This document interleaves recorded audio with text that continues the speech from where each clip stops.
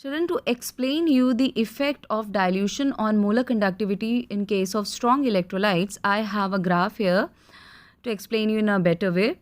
The graph is plotted between the concentration and molar conductivity. The graph was studied for dilution factor only. You need to observe the graph in this direction. You can see here, children, if you observe this point, the value of concentration is 0.025 and the value corresponding to this is 147.8 for molar conductivity. Now, on further diluting, what is happening? The concentration level has gone down, that it is now 0.015, but the molar conductance value has gone up, as you observed in the chart before. Similarly, at this point also you will see that the concentration has gone down, but the molar conductivity is increasing. But when you will keep on diluting this solution, a stage will be reached where the concentration will become 0 and molar conductivity will become constant.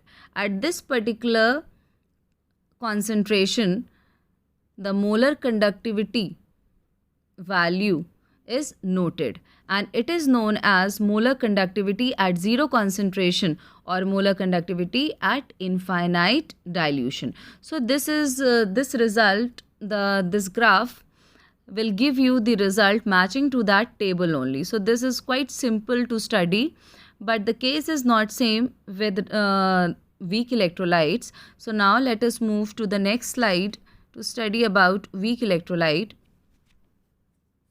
In case of weak electrolytes, children, what happens?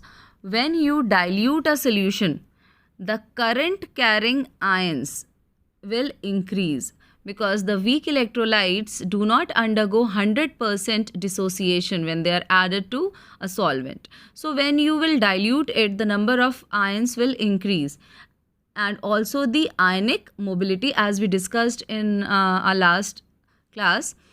So overall, the net effect on the conductance will be increase.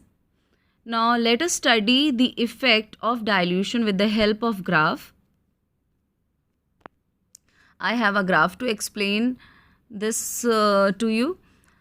In this graph also you will find that on one axis concentration is taken and on the other axis we have molar conductance values.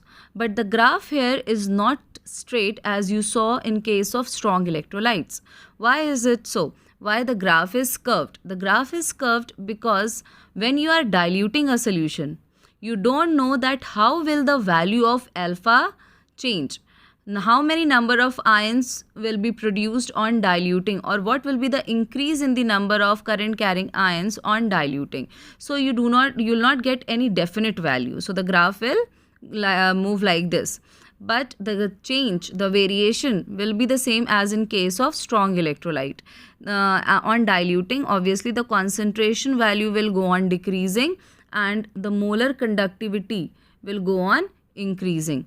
But with the help of graph, in case of weak electrolyte, it is not possible to find out the value of molar conductance or molar conductivity at infinite dilution, because after some point or after certain level of dilution, through the graph you will find that the graph will move parallel to this axis. It is not going to meet to this axis, to y axis, as in case of strong electrolyte. So you will not get any constant value. That is why we cannot calculate the value of molar conductance at infinite dilution for weak electrolyte. So this graphical method does not hold